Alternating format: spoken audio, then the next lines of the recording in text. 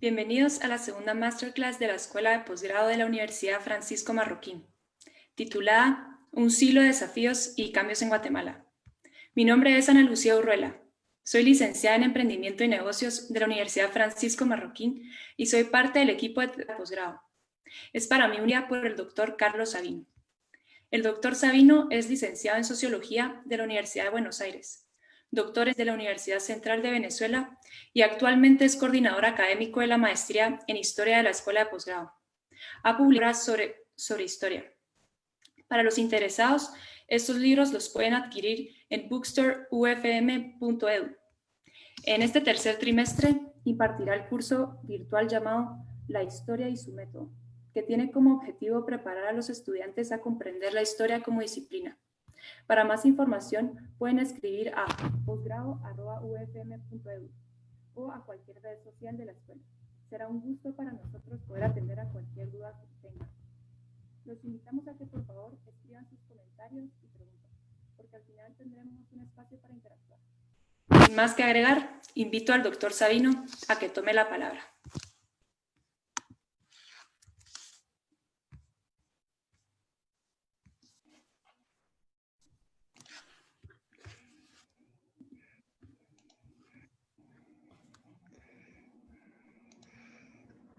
Muy buenas tardes, apreciados amigos. Es un gusto poder comunicarme con ustedes y conversar sobre un tema que seguramente les va a interesar. El tema, le he puesto el nombre de desafíos y cambios. ¿Por qué? ¿Por qué me interesa repasar este siglo que ha tenido Guatemala? Porque ha sido un siglo lleno de desafíos, de cambios, de acontecimientos difíciles de manejar. Ha sido un siglo duro y complejo. Y eso creo yo que es importante tomarlo en cuenta para entender la situación en que estamos, que tampoco es una situación fácil ni sencilla. Decía un historiador, aquellos eran tiempos complejos y difíciles, los nuestros también. ¿Qué conclusión podemos sacar? Todos los tiempos son complejos y difíciles. Algunos tienen un problema, algunos tienen otro, pero realmente la vida humana no es una vida sencilla, está llena de desafíos. Yo preparé una pequeña listita que se las voy a mostrar ahora, simplemente para que la tengan como referencia, la referencia que yo usé para esta charla. Aquí se las muestro. Esta es lo que yo diría la lista de acontecimientos notables que han pasado en Guatemala. Y la voy a dejar unos segundos, un par de minutos, para que vean, he jugado con los colores para plantear que hay algunos acontecimientos que son naturales, terremotos, huracanes, erupciones, etc. Hay otros elementos que son conflictivos, conflictos internos, y esos digamos, son problemas que tiene que resolver el país y que los ha resuelto, pero, y esto es también importante en lo que nos enseña la historia, se resuelven, pero nunca se terminan de resolver del todo.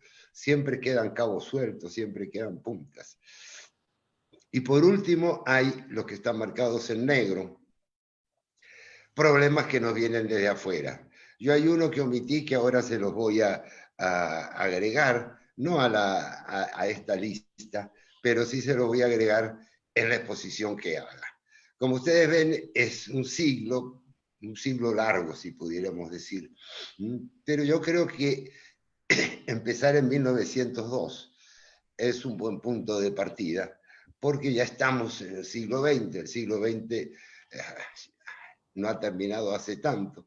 Y de ahí empiezan algunos acontecimientos que realmente son notables. El único que he puesto de alcance local es este, el primero, 1902, terremoto de San Perfecto y erupción del volcán Santa María.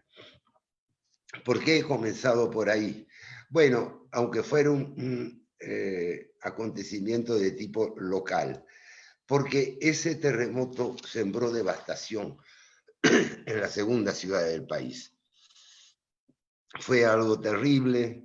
Yo escuché de alguna gente ya mayor, escuché el relato de lo que habían sufrido, los cafetales cubiertos de ceniza por la erupción del Santa María, las casas en el suelo, la gente padeciendo problemas.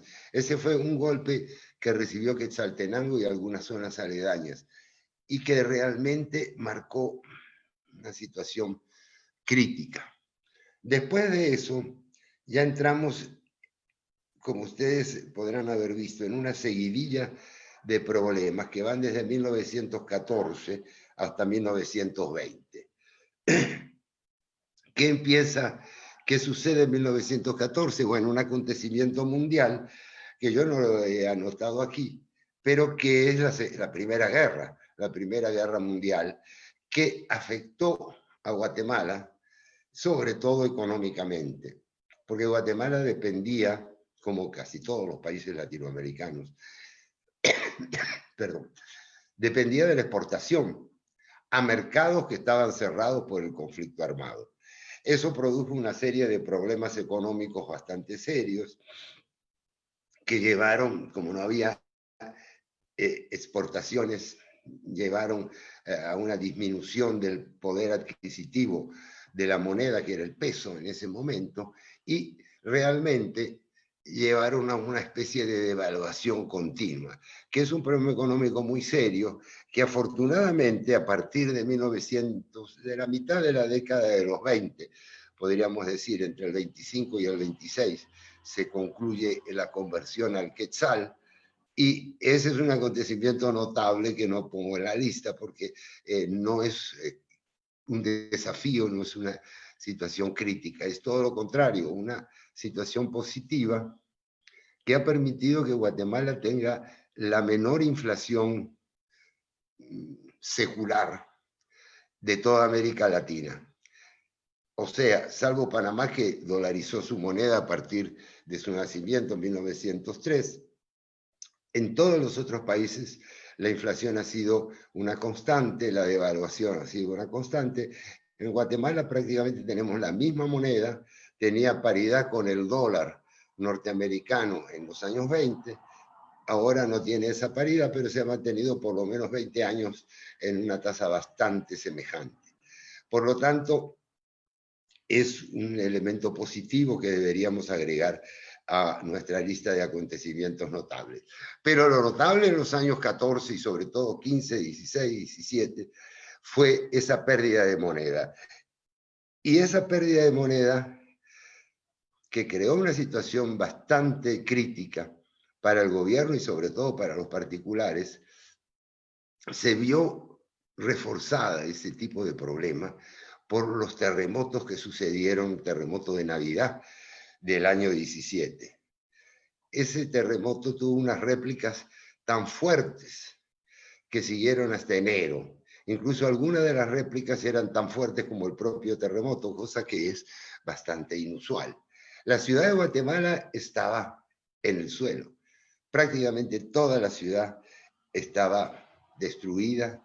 La gente en las calles no tenía cobijo, no se guarnecía del frío, había hambre, había problemas de pestes, aparecieron la epidemia de fiebre amarilla, pero enseguida, a finales del año 18, justo un año después, se derramó en el país una pandemia, no se la llamaba así en esa época, simplemente todas eran epidemias, que es la llamada, mal llamada de la gripe española, porque no se generó en España, pero vino de España.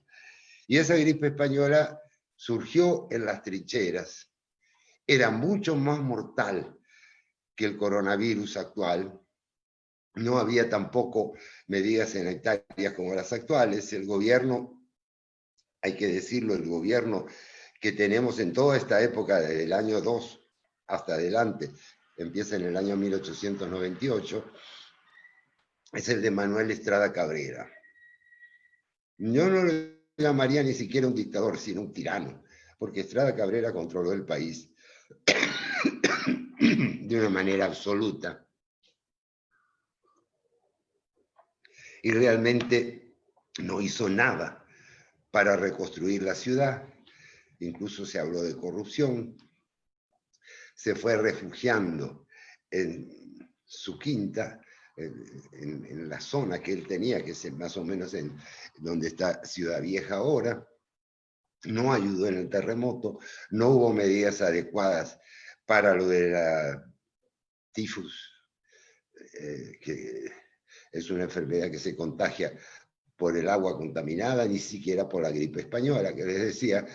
No se llevaron estadísticas, así que la cifra que le voy a decir son los estimados que dan algunos autores, que hablan entre 75 y 150.000 muertes. Nosotros aquí con el coronavirus no hemos llegado todavía a las 300. Fíjense, esto es una cosa como 3.000 veces, como 3.000 veces mayor, o 300 veces mayor. Sí, 300 veces mayor. Pero 300 veces mayor, es mucho decir. De la gripe española, de esa ciudad derrumbada, de esa falta de seguridad, de cobijo, de seguridad económica por la fuerte devaluación. Cuando Estrada Cabrera ya en el 98 asumió la presidencia, se canjeaba un peso por 2,50, $3. En ese momento ya el peso se había devaluado tanto que se necesitaban 60 para tener un dólar, para conseguir un dólar. De todas maneras, digamos, como resultado de todo esto, hubo una rebelión popular. Se organizó el Partido Unionista, el dictador no respondió, no hubo ningún cambio, la gente empezó a darse cuenta de que el país estaba realmente en una situación de colapso y lo nombraron incapaz para gobernar, incluso con dictámenes médicos, y aparentemente, si bien no se puede decir que estuviera loco, en terminología vulgar, él tenía unas conductas ya realmente incompatibles con el mando de una nación moderna.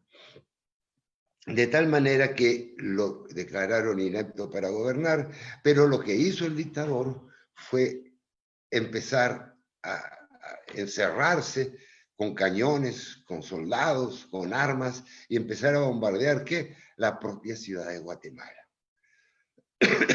Hubo centenares o algunos miles de muertos en esa circunstancia. Fue una lucha civil de un hombre enloquecido, ensoberbecido, contra todo un pueblo, porque la gente se iba pasando contra él, el Congreso se pasó contra él, los mandos militares se iban pasando contra él, hasta que en abril del año 20 él aceptó la renuncia y fue preso, no lo mataron, con la condición de que respetaran su vida. Así que se la respetaron y Estrada Cabrera murió preso en condiciones muy cómodas 4 años después. Pero esa fue quizá la primera tragedia, por eso se llama así Semana Trágica, la primera tragedia de origen político, de origen social. Un dictador que realmente no tenía capacidad para gobernar, una secuencia de desastres económicos, digamos, ambientales, como los terremotos o telúricos, y epidemiológicos. De tal manera que al final se resolvió, después de la Semana Trágica, eso con la muerte del dictador, se nombró un gobernante que no venía de la tradición liberal, un finquero, un hombre muy honesto y decente que hizo mucho el año y medio que gobernó, Carlos Herrera. A él lamentablemente lo derrocaron en diciembre del año 21. Pero bueno, se salió de eso, hubo una década bastante conflictiva y ahora vienen otra seguidilla, digamos así. Voy a mostrarles de vuelta la lámina esta que tengo para que vayan siguiendo los acontecimientos. Fíjense, la Semana Trágica es de 1920. Del año 20 al 31, en que sube Jorge Ubico al poder legítimamente por elecciones limpias, hay la muerte o enfermedad terminal de dos presidentes, Orellana y Chacón, después del derrocamiento de Carlos Herrera.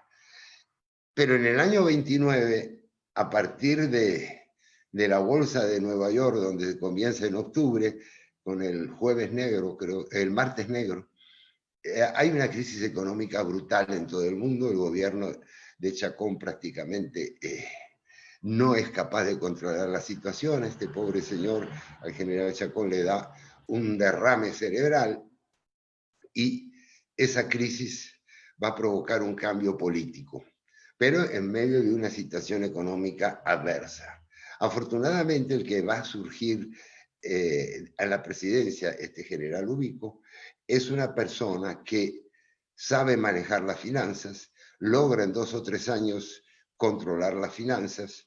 La crisis, como les dije, está ya a finales del 29, pero sus efectos se sienten en el año 30. Hay millones de desocupados en las calles de las grandes ciudades de Europa y de Estados Unidos.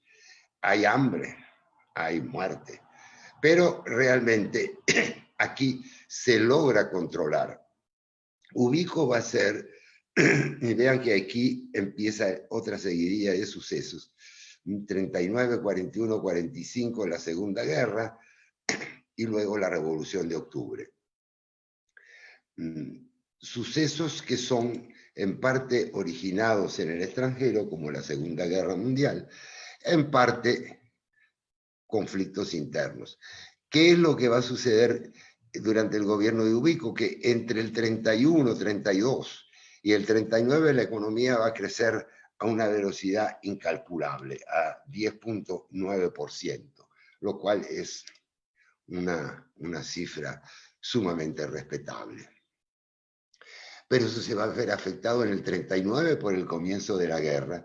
La Segunda Guerra Mundial es una guerra compleja, larga, que merecería, si hay gente interesada, una masterclass como esta por lo menos, porque comienza en Europa y al principio es una guerra europea y en parte asiática por la expansión japonesa.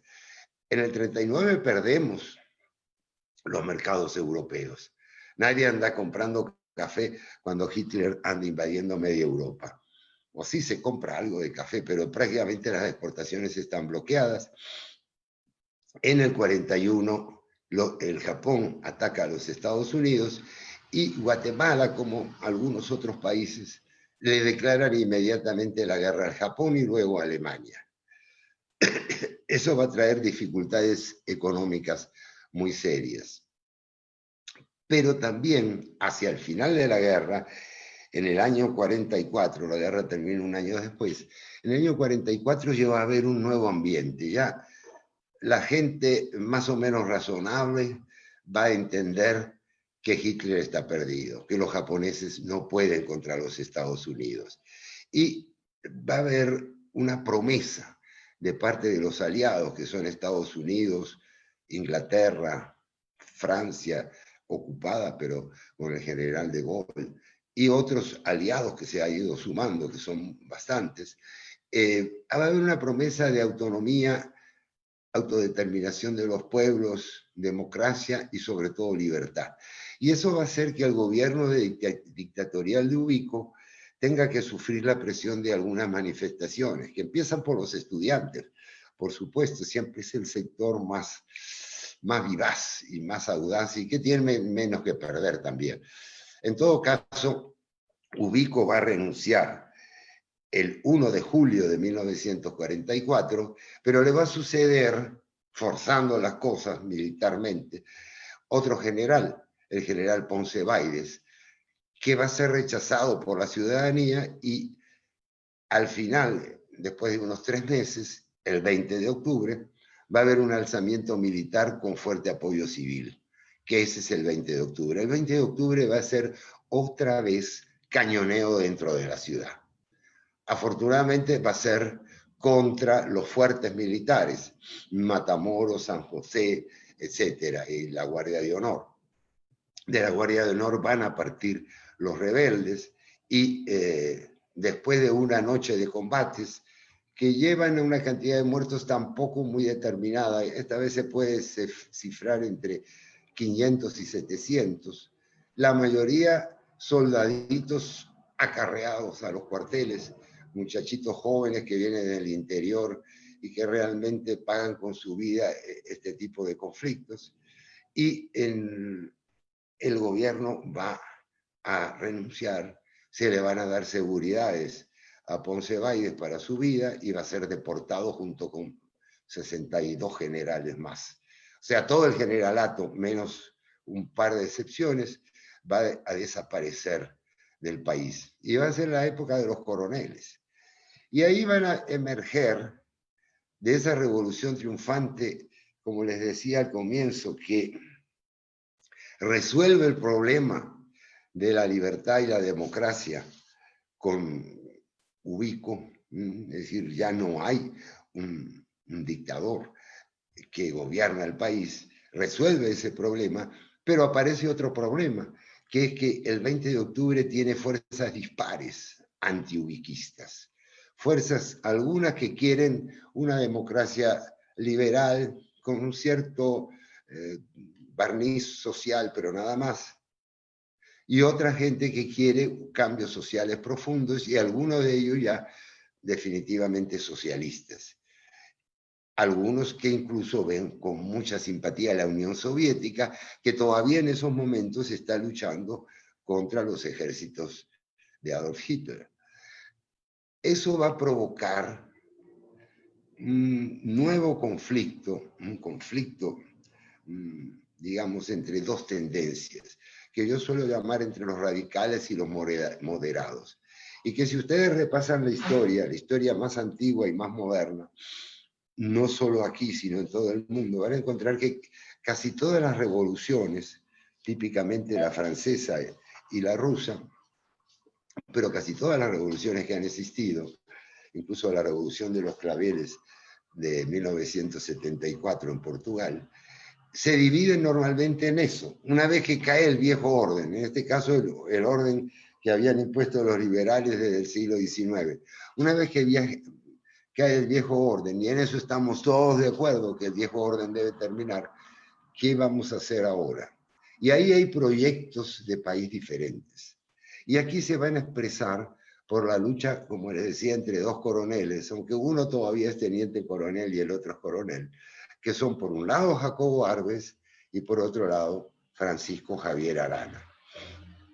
Esos dos coroneles tienen proyectado enfrentarse en las urnas para el año 1950, pero ya en el año 49 hay un clima de tensión muy grande.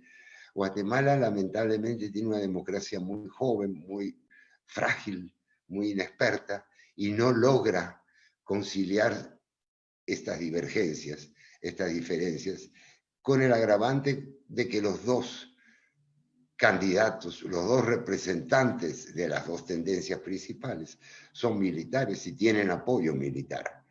Eso va a desembocar, es un tema largo de explicar, en el asesinato de uno de ellos, Francisco Javier Arana, del lado de los moderados. Va a haber un alzamiento, nuevamente gente en las calles, nuevamente tiros de fusil, no va a haber centenares de muertos, pero sí va a haber muertos. Va a haber exiliados, va a haber presos, en fin. Va a ser un conflicto interno de muy corta duración, pero tan desagradable y tan malo como los otros. Porque va a mostrar la incapacidad de esa revolución de octubre de crear realmente una institucionalidad estable. Los problemas no se van a resolver realmente por la vía de las instituciones y de la nueva constitución que se ha creado, sino que se van a resolver básicamente a tiros, matando a uno de los líderes, levantándose contra ese asesinato, matando a la gente, en fin. Va a ser un fracaso, yo diría, ideológico-político. ¿Presionado por quién? Básicamente por la extrema izquierda. Básicamente por el Partido Comunista, que ya está en formación y que ejerce una influencia muy grande sobre Jacobo Arbenz. Despejado el camino de Arbenz, despejado el camino con la muerte de Arana, Arbenz va a concurrir a las elecciones que lamento tener que decirlo, pero que no fueron nada limpias, elecciones que fueron hechas con los candidatos de oposición perseguidos, de tal manera que va a ganar las elecciones con facilidad, va a prometer un programa de tipo nacionalista con muy buenas ideas, y eso creo yo que sería injusto negárselo, con muy buenas ideas, pero en el fondo el foco principal de su programa, alentado por el Partido Comunista, va a ser la reforma agraria. Y esa reforma agraria, que se aprueba en el año 52 y comienza a ejecutarse en el 53, esa reforma agraria va a traer un conflicto interno bastante grande. No van a ser centenares de muertos, pero sí va a haber muertos en el campo, porque va a ser una reforma agraria que se va a basar, aparte de muchas críticas que se puede hacer y que yo las tengo en mis libros, pero que se va a basar en la denuncia de comunidades campesinas que denuncian tierras ociosas. Con lo cual se da lugar a un montón de injusticias, a un montón de conflictos, a desórdenes, a toda clase de problemas en el campo y al espanto de una gran parte de la sociedad guatemalteca que piensan que se está yendo directamente al comunismo. Hay bastantes razones para afirmarlo, hay también algunas razones para negarlo. Ese es un debate que nunca se ha cerrado ni se va a cerrar, como esos debates acerca de Atenas y Esparta y Cartago y Roma y etcétera. Es decir, los debates de la historia nunca completan de cerrarse, pero sí hay información suficiente para decir que esa reforma agraria estuvo estimulada, diseñada y manejada por los comunistas. Confesado por ellos, por el secretario general del partido, que fue uno de los principales redactores. Los comunistas eran un grupo pequeño, pero muy bien organizado, muy importante, de tal manera que esa reforma agraria causó espanto, se dedicó a expropiar incluso las propiedades de una gran compañía norteamericana, la United Fruit, de tal manera que al final se organizó una rebelión, también lamentablemente hay que decirlo con apoyo de Estados Unidos. Lamentable porque no es sano, no es agradable, no es bueno que países intervengan en otros países. Pero eso ha sido la historia de todo el mundo, todo el tiempo. Nosotros gozamos de algunos controles en estos últimos tiempos, pero prácticamente eso ha sido la influencia, a veces militar, a veces con invasiones en otras naciones. Ya estamos en la época de la Guerra Fría, entre capitalismo y comunismo, entre Estados Unidos y la Unión Soviética, entre el mundo libre y el totalitarismo. Y entonces hay una hipersensibilidad a todo. Hay gente que discute todavía que eso no era comunista. Yo sí pienso que iba directamente hacia el comunismo, pero en todo caso llega Castillo Armas. No hay grandes combates, pero sí hay represión. Hay represión de Arbenz, sobre todo en los últimos 3, 4 meses del gobierno, cuando hay fusilados sin juicio previo, fosas comunes.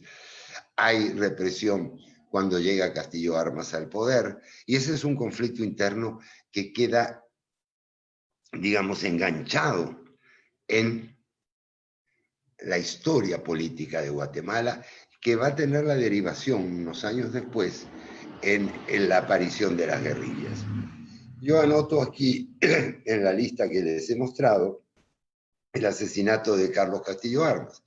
Carlos Castillo Armas es la persona que entra con un pequeño ejército al país desde Honduras, un pequeño ejército que no es de mercenarios, que es de gente guatemalteca que tiene miedo del comunismo y que está dispuesta a dar su vida, a luchar contra el comunismo. Incluso hay varios, hay un expresidente de Guatemala, Alejandro Maldonado Aguirre, que no estuvo con Castillo Armas, pero estaba en un contingente que iba a entrar desde México y no alcanzó a entrar.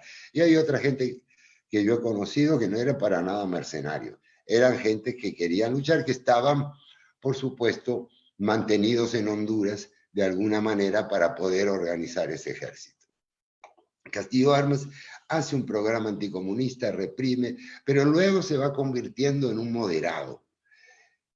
Y por influencia o por la directa mano de los sicarios de Rafael Leonidas Trujillo, el dictador tiránico de la República Dominicana, que lleva ya en esa época como 15 años en el poder, es asesinado en casa presidencial, en el palacio, en el túnel que los une.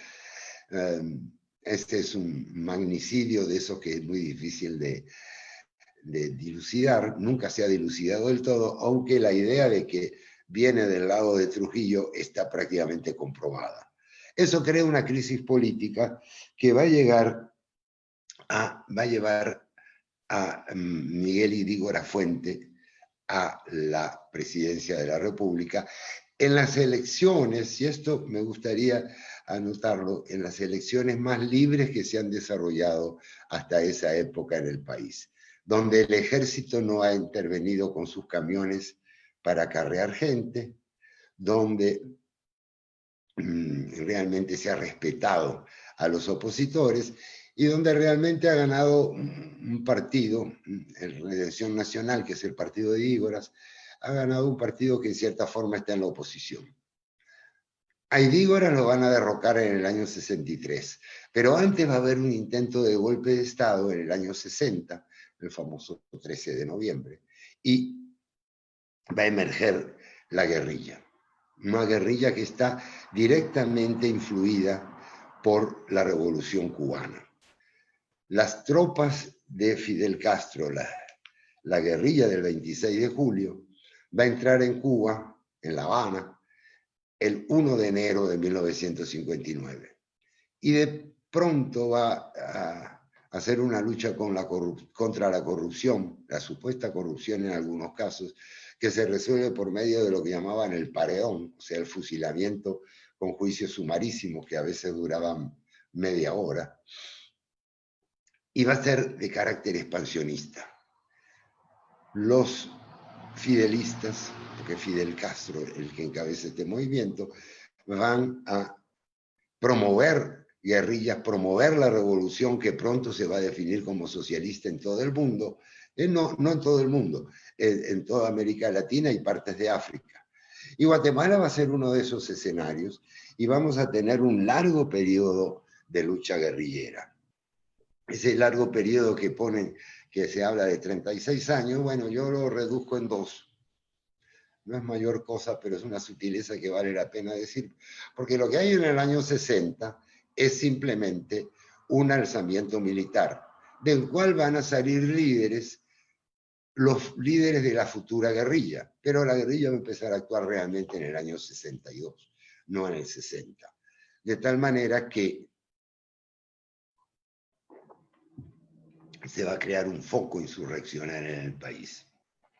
Se va a hacer otra expresión de eso que les decía.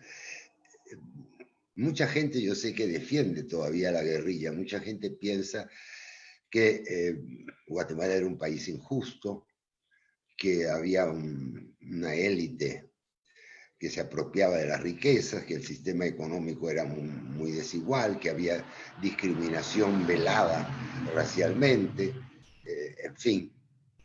Pero yo a ese tipo de argumentos les contrapongo otros. Digo, bueno, esas son situaciones estructurales que han existido, que si existían en el año 60 o 62, habían existido todo el tiempo anterior.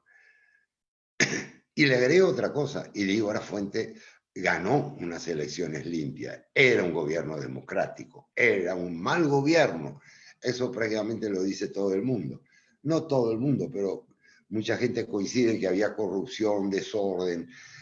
Pero si vamos a hacer una guerrilla por cada mal gobierno o por cada corrupto que se sube al poder, pues tendríamos que la mitad del mundo la mitad del planeta estaría constantemente en luchas guerrilleras, todo el tiempo. Porque los gobiernos suelen ser malos. Si no son malos, no son del gusto de todos. Total que esa guerrilla va a ser una guerrilla difícil de extirpar. va a haber un primer intento guerrillero de trabajar desde Oriente. Muy mal pensado, muy mal elegida la zona. El propio Jacobo Arbenz, que ya está viviendo en Cuba, parece que aconsejó ese error estratégico. ¿Por qué? Porque la guerrilla necesita el apoyo campesino, necesita el apoyo del pueblo. La guerrilla no trabaja ganando territorio, trabaja ganando gente. Y los campesinos de Oriente son la gente más rebelde que hay, más propensa a defender su propiedad privada. No tienen el menor interés en nada que suene a socialismo. Y esa guerrilla se va definiendo como comunista, va a pasar luego en los años 70 a ser una guerrilla predominantemente urbana, porque no va a haber ningún frente, ese frente de la Sierra de las Minas y de Oriente, como podemos llamarlo, va a ser controlado totalmente y va a haber asesinatos, secuestros, van a aparecer organizaciones paramilitares. De vuelta vamos a tener el país en conflicto. Entre medio de eso, entre medio de ese periodo guerrillero, porque va a haber una segunda fase guerrillera, yo les decía, la guerrilla emerge en el 62, en la zona de Oriente está liquidada prácticamente en el 69. Desde ahí en adelante, del 68 en adelante, hay más bien actos de, digamos, de guerrilla urbana. Pero ya a partir del 75 y sobre todo con la victoria de los sandinistas en Nicaragua, que pronto derivan su programa hacia un programa comunista muy aconsejados y muy acercados por Cuba, de ahí en adelante la guerrilla va a agarrar algo de fuerza, sobre todo en Occidente. Pero entre medio va a haber otro suceso trágico, otro desafío, que va a encontrar al pueblo guatemalteco realmente unido, que es el terremoto del 4 de febrero de 1976, que va a mostrar una respuesta sólida, una respuesta solidaria, una respuesta de verdad muy activa de la gente. Hasta el día de hoy no se han señalado actos de corrupción con la ayuda que provino del extranjero. El terremoto va a ser devastador, va a haber 25.000 muertos aproximadamente. Y vamos a tener, digamos, como un alto en la guerrilla, aunque pocos meses después va a comenzar en serio la guerrilla en Occidente, tratando de apoyarse en diferencias étnicas para que los indígenas de Occidente se levanten contra el, digamos, el gobierno central. Eso no va a funcionar porque la mayoría de los indígenas no va a querer socialismo, al igual que los campesinos de Oriente. El campesino occidental lo que va a querer es prosperar por sus propios medios. Va a ser, la mayoría de esa gente va a ser gente muy trabajadora, muy conservadora, que instintivamente van a rechazar esa idea del colectivismo que pregonan las guerrillas, que además está dirigida y manejada por lo que llamaríamos los canchitos de la ciudad. Ya estoy viendo que se me va agotando el tiempo, entonces quiero mencionar que al final esa guerrilla termina desapareciendo. Hay unos acuerdos de paz muy mal manejados, muy influidos por la, digamos, la visión socialdemócrata, socialista de la gente de las Naciones Unidas que apoya esos acuerdos de paz. Una guerrilla que queda muy reducida en los años 90 cuantitativamente, pero que es difícil de eliminar, y hay una presión internacional en contra. Se firman esos acuerdos de paz el 29 de diciembre de 1996, y eso sí favorece a mucha gente en zonas rurales porque hay paz, formalmente hablando. Aunque la guerrilla ya estaba limitada, ¿qué les diré? A Lixcán Grande, al volcán Tajumulco, algunas carreteras donde se pedían peajes, se derribaban torres de transporte de energía eléctrica, pero básicamente era una guerrilla que no podía triunfar, pero era como un escozor, como un problema para el desarrollo del país. Les menciono Rápidamente, entonces, antes de sacar mis conclusiones, les menciono lo que viene después. 1998, huracán Mitch. No sé cuántas víctimas ocasionó, pero no son miles, no está a la altura del terremoto, sin embargo removió la infraestructura del país. Guatemala tiene un bello clima, dice que es el mejor del mundo, o es la eterna primavera, pero tiene terremotos, erupciones volcánicas y huracanes. O sea que parece que hay una justicia y un equilibrio entre elementos negativos y positivos. Esos elementos negativos no golpean todo el tiempo, pero sí de vez en cuando. Yo añadiría, ya para salirme del siglo XX, dos elementos más. Uno, por supuesto, el que estamos viviendo. Y anterior a eso, la crisis política del 2015, con un presidente en la cárcel, que es primer caso, digamos, que se registra en el país y en buena parte del mundo, porque es un presidente que está en ejercicio, que renuncia y que de ahí pasa prácticamente sin transición a la cárcel. Y una crisis política que se resuelve en gran parte por la presión ciudadana. Ahí está el caso de la CICIG, que es para hablarlo más largo y más despacio, pero en todo caso, una ciudadanía activa que se manifiesta fuera de organizaciones formales y fuera de partidos, una ciudadanía que sabe votar y que en las elecciones de ese año, en septiembre y octubre del 2015, derrota a dos candidatos populistas, uno de los cuales tenía pasado guerrillero, el otro era un hombre realmente sin muchos principios. Ambos en este momento están detenidos y eligen a Jimmy Morales, que si bien posiblemente no fue el mejor presidente que ha tenido este país, hizo una labor importante, tuvo la valentía de cortar con la CICIG. Aunque alguno de ustedes esté a favor de la CICIG, reconozcan que había que ser valiente para romper con toda la presión internacional que había detrás de la CICIG, que venía incluso del embajador norteamericano Todd Robinson. Yo voy a ir terminando para decirles, ahora que vimos todo este recuento así rápido, un siglo en media hora o 42 minutos como tengo aquí, ¿qué significa todo esto? Significa que nuestros bisabuelos, tal vez quesaltecos, nuestros bisabuelos, nuestros abuelos, nuestros padres pasaron por todo esto. Ellos sufrieron acontecimientos conflictivos internos, el sorpresivo embate de la naturaleza, porque la naturaleza no avisa, la situación mundial, dos guerras mundiales, una crisis económica global, la Guerra Fría. Sin la Guerra Fría aquí yo no creo que hubiera habido esas guerrillas, porque el país realmente no tenía una base social. Eran grupos que veían en uno de los bandos el futuro luminoso del país. En todo caso, esos abuelos, esos bisabuelos, esos padres pasaron por todo eso, los tuvieron a ustedes, los educaron a ustedes.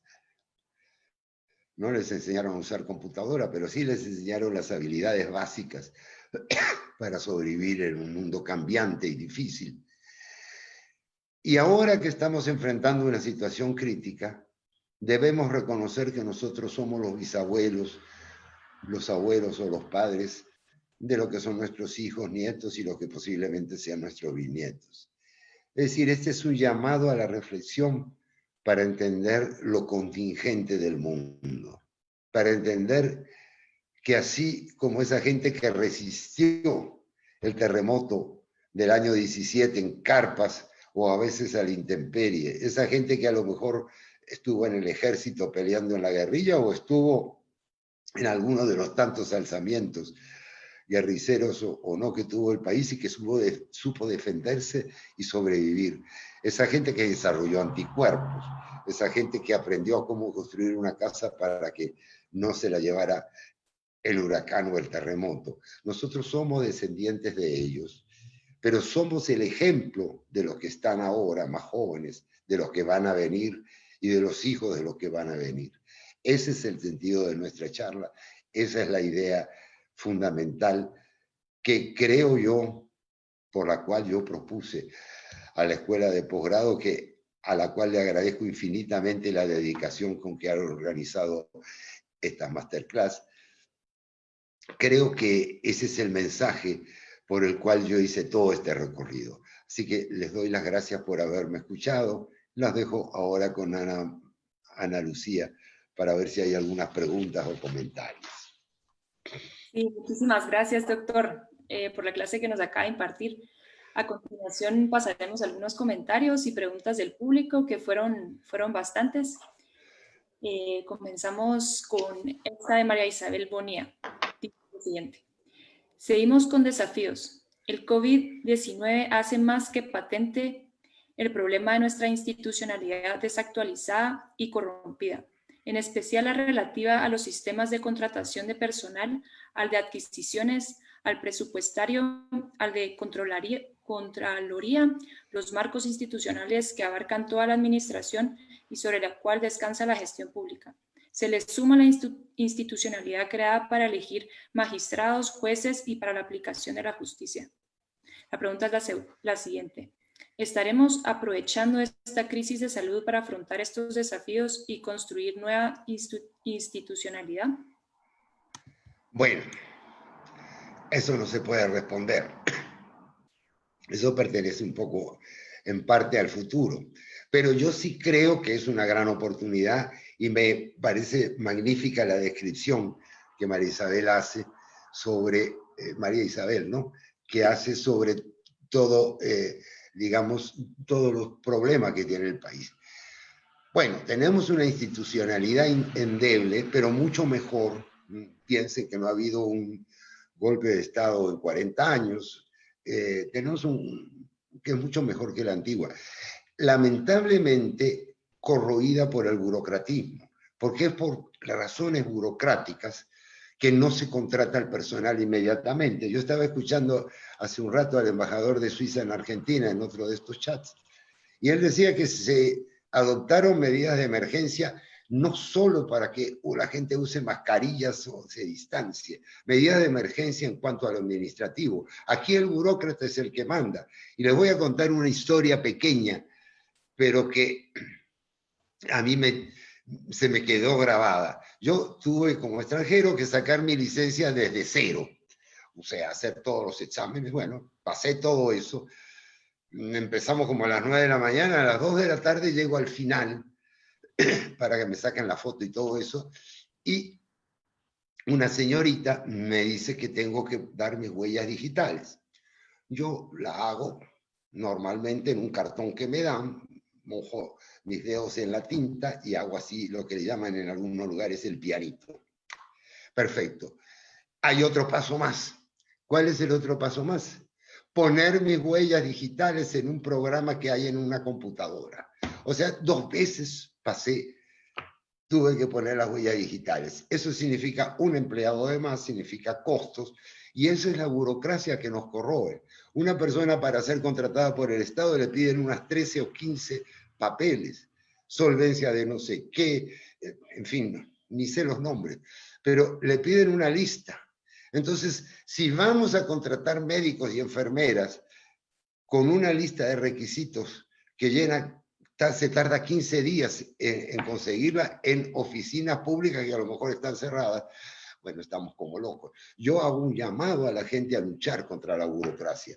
Es muy fácil luchar contra la corrupción, contra el comunismo o contra el anticomunismo, contra el fascismo o el machismo.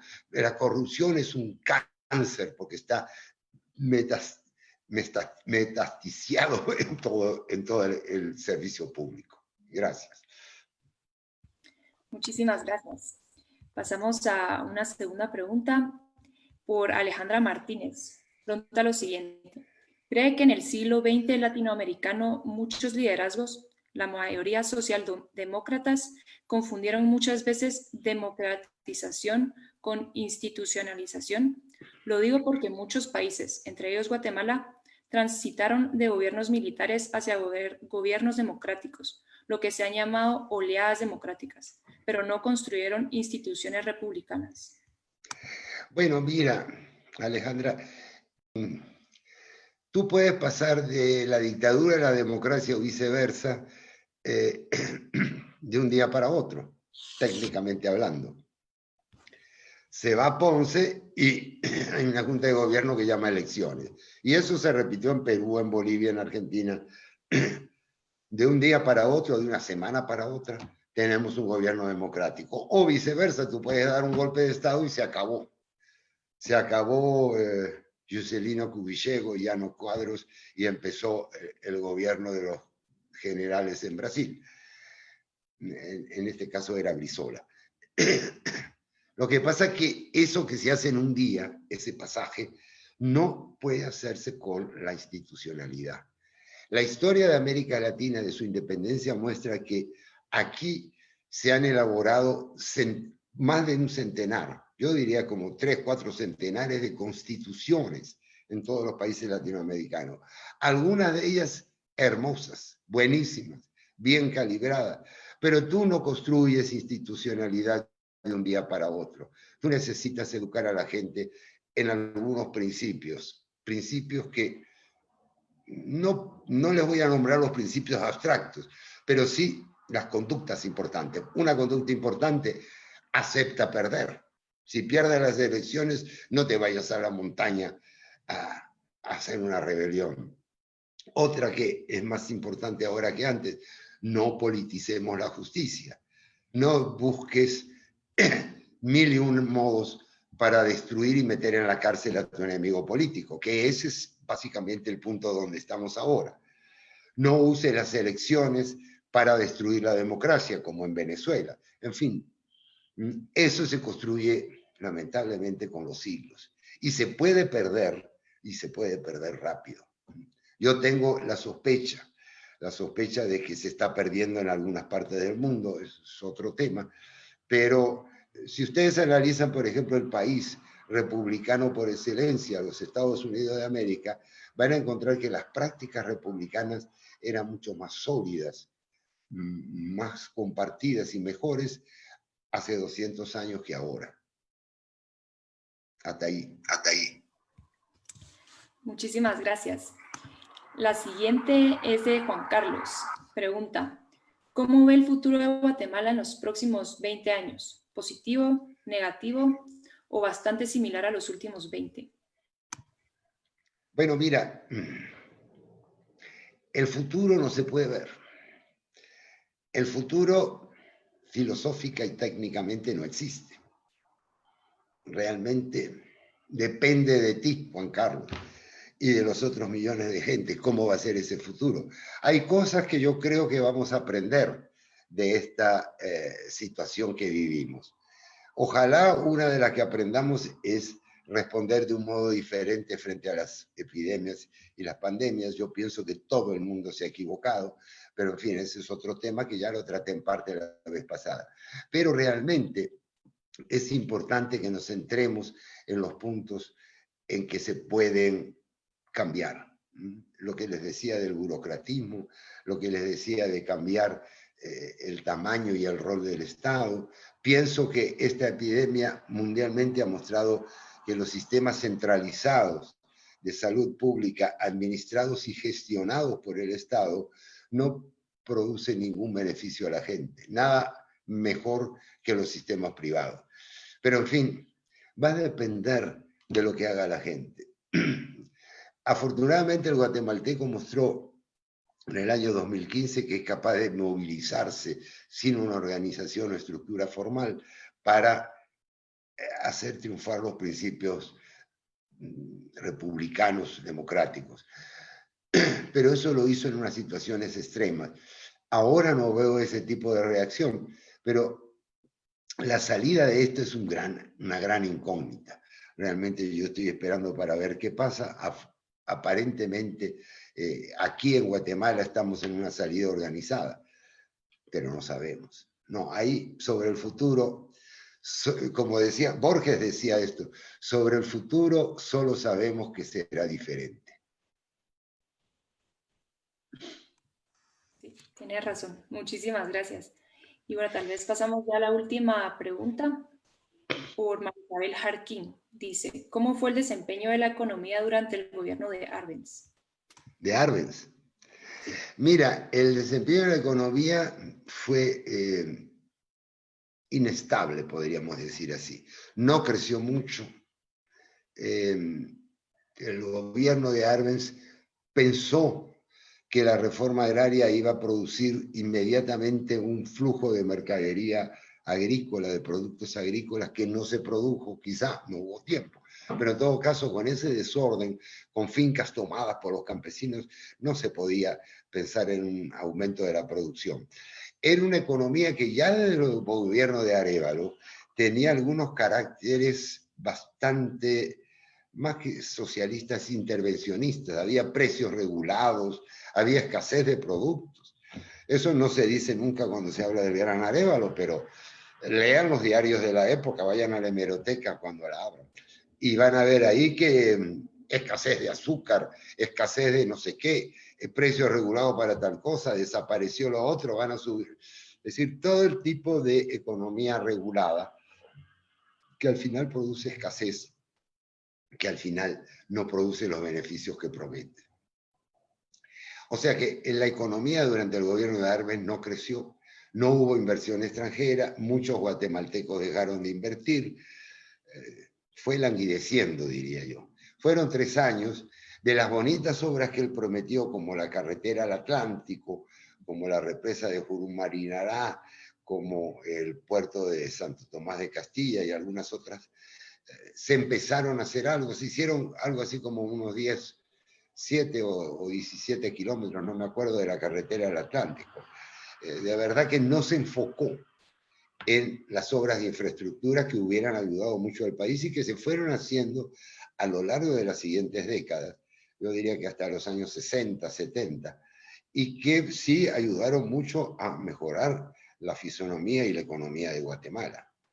Ana Lucía, si quieres otra pregunta corta, todavía podemos.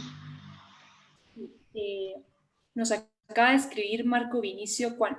Dice, después de hacer un breve recorrido por la historia de Guatemala, ¿cuál considera usted que pudo haber sido el momento adecuado para establecer las estructuras de Guatemala y llevarla al desarrollo? Bueno, mira, momentos adecuados hubo varios, pero se frustraron. Pero el momento adecuado un momento adecuado era el año 20. Carlos Herrera hizo una constitución magnífica, pero despertó el resquemor y el temor de los militares y le dieron el golpe, porque les quitó bastante poder.